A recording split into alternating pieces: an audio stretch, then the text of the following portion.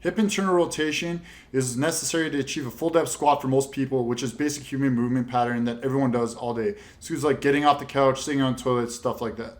If you don't have full internal rotation, what will happen is your body will compensate in various ways to achieve your squat position. A lot of the time the knees will collapse, your feet will spin out, or you will just get some back pain. So what we're gonna do today is go over two of my favorite drills in order to achieve better internal rotation.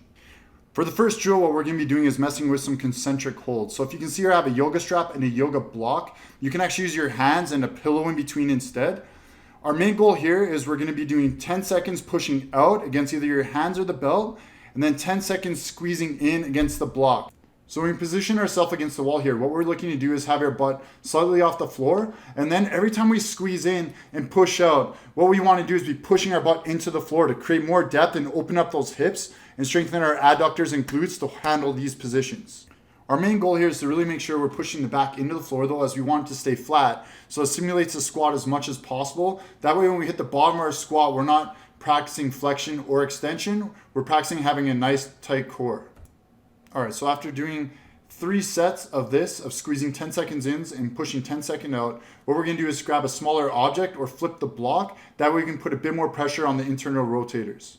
You will notice when you are doing this drill, you will feel a lot of pressure in the front of your hip, and that's completely okay. But what we do want to focus on is when you are pushing the knees out, we do want to try to squeeze the glute as much as possible to teach it to activate when we're in these positions. What we're trying to do is teach your body a new position and a new depth in your squat. So we need to really focus on that mind-muscle connection. You do need to understand that when you do try to squat super low and you don't have the stabilization in these joints, what's going to happen is your body's going to compensate by using other things, and that's how we get injured. That's why this drill has worked really well for me, because it's not only dropped my squat into a way better position, but also what it's done is made it so I have a lot of prehab work going on before I squat. For this last set, we're going to really challenge ourselves here and turn the block sideways. Now, this is going to put a lot of pressure on your front of your hip, and you are going to feel a lot of tightness through there, and that is completely okay. Same thing, we're just looking to squeeze that block 10 seconds, push out 10 seconds while driving our hips into the floor and create that new range in the hip. That way when we go to squat, we have the strength and stability to hold these positions.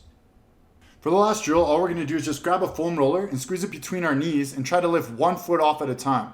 I like to do either 5 reps each side, or just do some big long holds. Once we've done 5 a side or the hold, what we're going to do is pull the foam roller back towards our head. That way we can get a little more range as seen here. If you guys have any comments or concerns about these drills, just make sure you drop it in the comments and I'll get back to you as soon as possible.